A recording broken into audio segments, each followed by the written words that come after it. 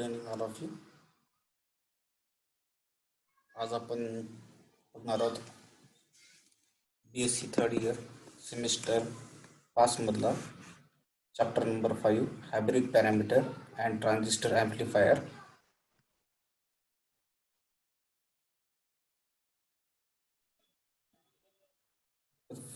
First of all आपण काय करणार आहोत, आपण या वर्षाचा आपण सिलेबस जो असेल तो आपला BSc फायनल इयरला 5th सेमला कुठला आहे तो आपण बघून घेणार आहोत. तर आपल्याला टोटल 6 चॅप्टर आहेत. त्यापैकी पहिला चॅप्टर आहे ओरिजिन ऑफ क्वांटम मेकॅनिक्स, दुसरा Schrodinger equation and it's application. हे दोन्ही जे आहेत ते आपल्याला क्वांटम मेकॅनिक्सचे चॅप्टर आहेत. त्यानंतर काय असेल आपल्याकडे atomic and molecular spectroscopy, nuclear physics, त्यानंतर hybrid parameter and transistor amplifier, आणि 6वा जो आहे तो आहे फीडबॅक इन ॲम्प्लिफायर. तर यामध्ये काय आपल्याकडे हे जे पहिले 2 चॅप्टर जे आहेत ते पहिले 2 चॅप्टर आपले आहेत क्वांटम मेकॅनिक्सचे आहेत. त्यानंतर आपल्याकडे आहे एक स्पेक्ट्रोस्कोपीचं चॅप्टर आहे, त्यानंतर एक न्यूक्लिअर फिजिक्सचा चॅप्टर आहे, आणि उरलेले 5 आणि 6 जो असेल तो आपल्याकडे काय आहेत इलेक्ट्रॉनिक्सचे चॅप्टर्स आहेत. यापैकी मी तुम्हाला 2 चॅप्टर शिकवणार आहे, आणि तो आहे यामधला आपला चॅप्टर जो आहे तो 2 नंबरचा chapter unit second Schrodinger equation and it's applications हा घेणार आहे मी. आणि 5वा जो चॅप्टर आहे आपला unit 5 hybrid parameter and transistor amplifier हा चॅप्टर मी तुम्हाला शिकवणार आहे. तर सगळ्यात आधी मी स्टार्ट करतोय unit 5 hybrid parameter and transistor amplifier. आता हा जो सेकंड चॅप्टर आहे Schrodinger equation and it's application हा बेस आहे आपल्याकडे पहिल्या चॅप्टरवरती, त्यामुळे आपण हा नंतर घेणार आहोत आपण. ठीक आहे, तर आपण सगळ्यात आधी आपण hybrid parameter and transistor amplifier याची काही आपण बेसिक्स गोष्टी आपण यामध्ये स्टडी करणार आहोत. तर सगळ्यात आधी आपल्या चॅप्टरचं नाव आहे hybrid parameter and transistor amplifier. ठीक आहे, तर यामध्ये सगळ्यात आधी आपल्याला कंटेंट्स कुठले कुठले आहेत, तर या चॅप्टरमध्ये आपण हायब्रिड पॅरामीटर्स म्हणजे काय हे स्टडी करणार आहोत. त्याचबरोबर low frequency equivalent of common collector emitter, त्यानंतर amplifier and its analysis, basic stability, ही जी टर्म्स आहेत या सगळ्या आपण गोष्टी या चॅप्टरमध्ये आपण स्टडी करणार आहोत. ठीक आहे, तर या चॅप्टरशी रिलेटेड ज्या बेसिक गोष्टी ज्या आतापर्यंत आपण काय असेल BSc first year, BSc second year यामध्ये आपण स्टडी केलेल्या आहेत, तर त्याचा आपण पुन्हा एकदा आपण रिकॉल करणार आहोत त्या गोष्टी. यामध्ये सगळ्यात आधी जे आपलं चॅप्टरचं नाव जे दिलेलं आहे hybrid parameter and transistor amplifier, तर यामध्ये ज्या टर्म्स जे आहेत त्यामध्ये काय असेल आपल्याकडे ट्रान्झिस्टर म्हणजे काय असतं, ठीक आहे, ॲम्प्लिफायर आणि हायब्रिड पॅरामीटर म्हणजे काय असतं हे सगळ्यात आधी आपण जाणून घेऊया. ठीक आहे, तर यामध्ये ट्रान्झिस्टर, आता हे जे सिम्बॉल्स तुम्हाला दिसत आहेत डायग्राममध्ये दाखवल्याप्रमाणे, तर हे आहेत आपल्याकडे ट्रान्झिस्टर्स. ठीक आहे, आता नेमकं ट्रान्झिस्टर म्हणजे काय ते आपण बघणार. आता हे जे वर्ड जो दिलेला आपल्याला ट्रान्झिस्टर, जसं आपण मराठीमध्ये संधी विग्रह करतो तर त्याप्रमाणे आपण याचा संधी विग्रह करू. तर यामध्ये आपल्याला होईल ट्रान्झिस्टर म्हणजे काय असेल ट्रान्स प्लस इस्टर. आता ट्रान्स म्हणजे काय होतंय, तर ट्रान्स म्हणजे याचा अर्थ काय होतोय ट्रान्सफर. ठीक आहे, म्हणजे या ठिकाणी काय करतोय की हा जो डिव्हाइस असेल तो काय करतो, सिग्नल जो असेल तो सिग्नल ट्रान्सफर करतो, म्हणजे सिग्नल ट्रान्सफर प्रॉपर्टी असणारा जो हा एक काय डिव्हाइस आहे. आता इस्टर म्हणजे काय असेल, इस्टर म्हणजे या ठिकाणी आपण याला म्हणणार आहोत की हा एक सॉलिड एलिमेंट आहे आपल्याकडे. ठीक आहे, हा सॉलिड एलिमेंट जो असेल किंवा हा डिव्हाइस जो असेल हा बिलॉंग करतो कोणाच्या फॅमिली मधला, तर हा रेजिस्टरच्या फॅमिलीमध्ये काय करतो आपला हा बिलॉंग्स करतो. ठीक आहे, तर या ठिकाणी काय होईल की आता या ठिकाणी आपण असं म्हटलेलं आहे की ट्रान्झिस्टर म्हणजे काय असेल आपल्या ट्रान्स प्लस इस्टर. तर ट्रान्स म्हणजे काय, तर सिग्नल ट्रान्सफर करतो. ठीक आहे, किंवा signal transfer property of device, एखाद्या डिव्हाइसची सिग्नल ट्रान्सफर करण्याची जी प्रॉपर्टी आहे त्याला आपण ट्रान्स म्हणणार. आता ही सिग्नल जी असेल ही सिग्नल कशी असतील, तर या ठिकाणी आपल्याला हे जे सिग्नल आहे ते कुठे आहेत आपल्याकडे low resistance to high resistance, म्हणजे जिथे सिग्नल जो ट्रान्सफर करणार आहे तो कुठून कुठे करतो, from the low resistance to the high resistance. म्हणजे या ठिकाणी आपल्याकडे हा जो एक ट्रान्झिस्टर असेल, या ट्रान्झिस्टरचा आपण काय असेल नावावरून आपण याची डेफिनेशन तयार करू शकतो. तर यामध्ये काय म्हटलं आपण की ट्रान्झिस्टर म्हणजे काय असेल signal transfer property of device, म्हणजे सिग्नल ट्रान्सफर करण्याची प्रॉपर्टी आहे. ठीक आहे. आणि ही प्रॉपर्टी काय असेल कुठून कुठे सिग्नल ट्रान्सफर करतो, कुठून कुठे low resistance to high resistance, आणि हा काय असेल आपल्याकडे सॉलिड एलिमेंट आहे. बरोबर आहे. आता या ठिकाणी काय असेल आपल्याकडे, मग यालाच आपण असं म्हणू शकतो the signal is introduce in low resistance circuit and output taken from the high resistance circuit. या ठिकाणी काय केलं आपण की ज्यावेळेस आपण याला सिग्नल दिलं कुठून लो रेजिस्टन्स वरून सर्किटच्या, तर आपल्याला हाय रेजिस्टन्सला आपल्याला सर्किट मिळतात. आता ट्रान्झिस्टर जे असेल तर ट्रान्झिस्टर कसे बनवले जातात, तर सगळ्यात आधी आपल्याला माहिती आहे की सेमीकंडक्टर, ज्यावेळेस आपण एखादा प्युअर सेमीकंडक्टर घेतलेला आहे, जसं असेल की आपल्याकडे सिलिकॉन असेल किंवा जर्मेनियम असेल, हे प्युअर सेमीकंडक्टर आहे. आता या प्युअर सेमीकंडक्टर मध्ये ज्यावेळेस आपण काय करतो डोपिंग करतो. ठीक आहे. डोपिंग म्हणजे काय, स्मॉल अमाऊंट ऑफ इम्प्युरिटी आपण ऍड करतो. ठीक आहे. आता हे डोपिंग काय करतो हे आपल्याला माहिती आहे. ठीक आहे. कारण की आपल्याला काय असेल त्या सेमीकंडक्टरची आपल्याला एफिशियन्सी वाढवायची असते, तर त्यामुळे आपण काय करतो त्यामध्ये डोपिंग करतो. आता जर आपण काय केलेलं आहे की प्युअर सेमीकंडक्टरच्या 2 रिजन मध्ये जर आपण डोपिंग केली तर त्यावेळेस आपल्याकडे काय तयार होतो, डायोड तयार होतो. म्हणजे आपल्याकडे काय असेल पीएन जंक्शन डायोड तयार होतो. ठीक आहे.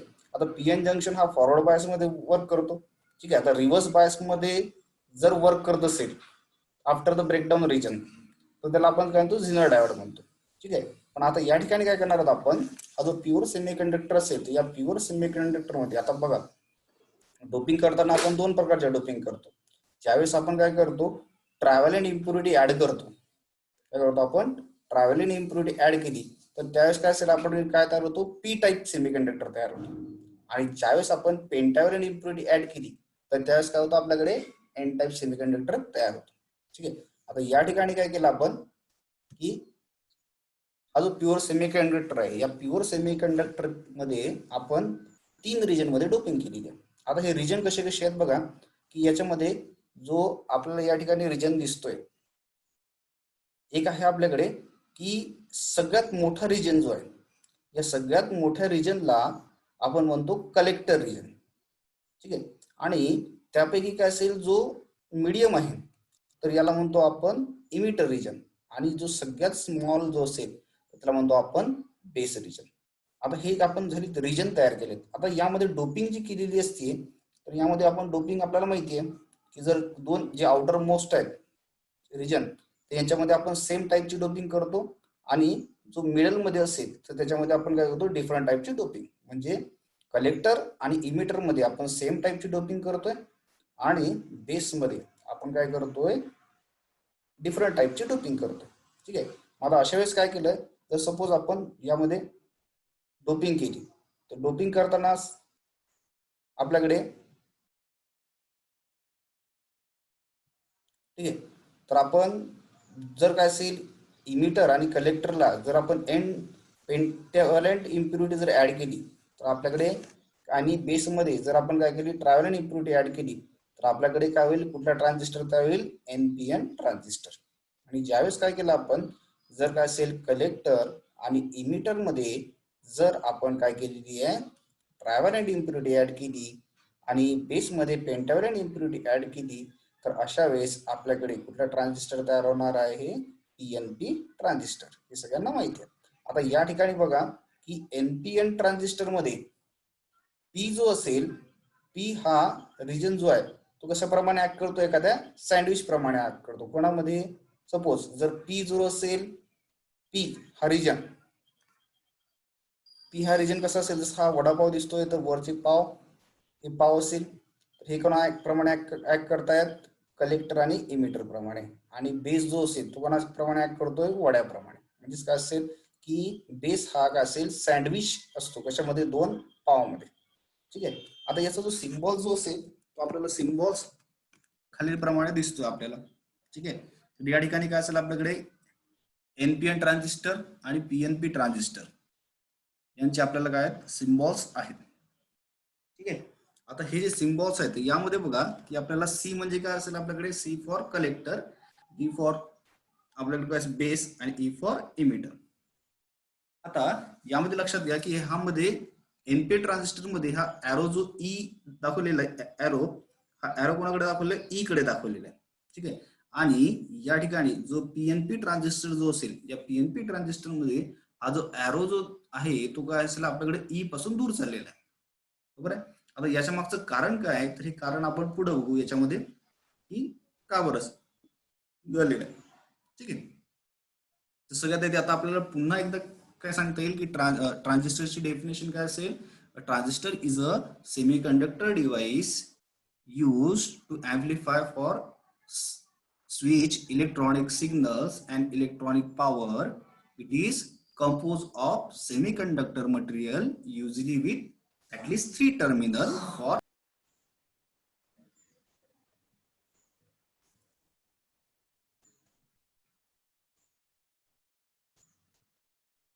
बघा. तर आपल्याला काय झालेलं आहे यामध्ये की आपल्याकडे एनपीएन ट्रान्झिस्टर जो असेल यामध्ये आपल्याकडे 3 रिजन आहेत, एक इमिटर आहे, एक बेस आहे आणि एक कलेक्टर आहे. ठीक आहे. आता यामध्ये आपल्याला कनेक्शन जर जॉईन करायचे असेल तर यामध्ये जो असेल आपल्याकडे इमिटर आणि बेस जो असेल तर हा आपण काय करतो, फॉरवर्ड बायस मध्ये लावतो. आता फॉरवर्ड बायस म्हटला तर काय असेल, एन रिजन जो असेल या एन रिजनला आपण काय केलेलं आहे, निगेटिव्ह टर्मिनल ऑफ सेल किंवा बॅटरी आपण अटॅच केलेली आहे. ठीक आहे. आता यामध्ये काय असेल, सेकंड जो असेल आपल्याकडे काय झालाय, बेस आणि कलेक्टर रिजन आहे, तर याला काय करतो आपण, रिव्हर्स बायस मध्ये लावतो. ठीक आहे. आता रिव्हर्स बायस म्हटला तर काय असेल आपल्याकडे की एन रिजन जो असेल तर त्याला काय केलं आपण, पॉझिटिव्ह टर्मिनल अटॅच केलेला आहे आणि जो पी रिजन आहे तर त्याला काय केलं आपण, निगेटिव्ह टर्मिनल अटॅच केलेलं आहे. आता वर्किंग करताना काय होतंय हे तुम्हाला माहितीच आहे की पहिलं जे असेल आपल्याकडे या ठिकाणी जो इमिटर आणि बेस आहे तो इमिटर बेस आपल्याकडे कसा आहे, फॉरवर्ड बायस मध्ये. आता फॉरवर्ड बायस असल्यामुळे काय असेल की या ठिकाणी जो काय असेल निगेटिव्ह टर्मिनल जो असेल किंवा सेलचं की पोटेन्शियल किंवा बॅटरीचं पोटेन्शियल हे काय करणार आहे, निगेटिव्ह जो असेल टर्मिनल तो काय करेल, एन रिजन मधल्या इलेक्ट्रॉन वरती काय करेल, फोर्स अप्लाय करेल आणि इलेक्ट्रॉन्सला तो पुश करेल कुठे, पी रिजन कडे. बरोबर आहे, म्हणजे बेसकडे. ठीक आहे. म्हणजे याचा अर्थ काय की इलेक्ट्रॉन मूव्ह होतील, कोणाकडून मूव्ह होतील, या निगेटिव्ह टर्मिनल कडून कुठे चाललेले आहेत, ते पी म्हणजे पॉझिटिव्ह टर्मिनल कडे चाललेले आहेत. म्हणजे याचा अर्थ करंट जो असेल तो करंट कुठे झालेला आहे, आपल्याकडून इमिटर कडून तो कुठे जातो, आपल्याकडे बेस कडे चाललेला आहे. बरोबर आहे. त्यामुळे काय केलेलं आपण या ठिकाणी दाखवताना एरो जो दाखवलेला आहे की एनपीएन ट्रान्झिस्टर मध्ये हा जो एरो जो आहे तो कुठे आलेला आपल्याकडे, या इमिटर कडून काय असेल आपल्याकडे, ट्रान्झिस्टर मध्ये काय असेल आपल्याकडे या ठिकाणी काय झालेलं आहे, करंट जो असेल तो इमिटर कडून कोणाकडे चाललेला, आपल्याकडे आपल्याकडे बेस कडे चाललेला आहे. ऍक्च्युली ही जे दाखवला आपण एरो जो इंडिकेट करतोय तो एरो इंडिकेट काय करतोय, आपल्याकडे इलेक्ट्रॉनची डायरेक्शन. ठीक आहे. म्हणजे इलेक्ट्रॉनची डायरेक्शन जी आहे तिकडून कुठे चालली आपल्याकडे, या ठिकाणी जो असेल तो बेस करून कोणाकडे चाललेला आहे, इमिटर कडे चाललेला आहे. ठीक आहे.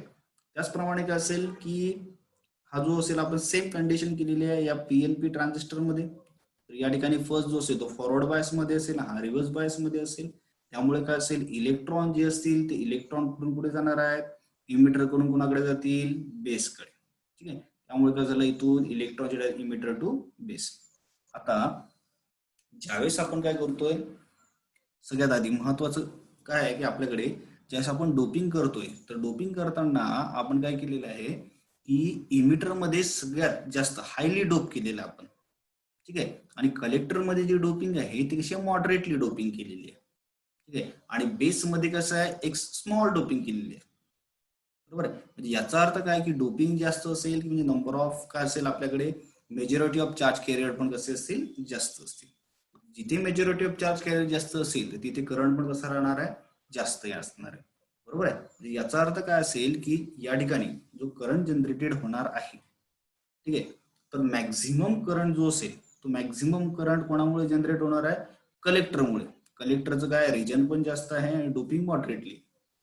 ठीक आहे. त्यामुळे काय असेल, बेस जो असेल बेसचे काय असेल, रिजन पण स्मॉल आहे आणि डोपिंग पण स्मॉल आहे. त्यामुळे काय असेल, टोटल करंट जो होणार आहे, टोटल करंट कोणामुळे तयार होणार आहे, इमिटरमुळे. तो इमिटरमुळे टोटल करंट जो असेल तो काय असेल, आपल्याकडे base current plus collector current. आता यामध्ये काय असेल की बेस करंटचं जे असेल ते कॉन्ट्रीब्युशन जे असेल ते फक्त किती असतं आपल्याकडे, 5%. बरोबर आहे. म्हणजेच काय असेल, बेस करंट किती असेल आपल्याकडे 5%. बेस करंट असेल, उरलेला जो असेल तो कोणाचा आपल्याकडे कलेक्टर असणार आहे. सेम कंडिशन जी असेल ती आपल्याकडे एनपी ट्रान्झिस्टर मध्ये आपल्याला दिसून येते. ठीक आहे. आता यामध्ये काय असेल, जर आता आपल्याला यामध्ये आपण टर्म्स बघू, कंडिशन्स बघू, की इमिटर करंट म्हणजे काय असेल, base current plus collector current. आता ह्या जे इक्वेशन आहे या इक्वेशनला आपण काय केलेलं आहे, आयसी म्हणजेच काय असेल कलेक्टर करंटने आपण काय केलं, डिवाइडेड केलेलं आहे. ठीक आहे. तर यामधली ही जी टर्म्स असेल आपल्याकडे आयसी अपॉन आयसी ही जी टर्म्स आहे ती काय झाली आपल्याकडे 1 झाली. बरोबर आहे.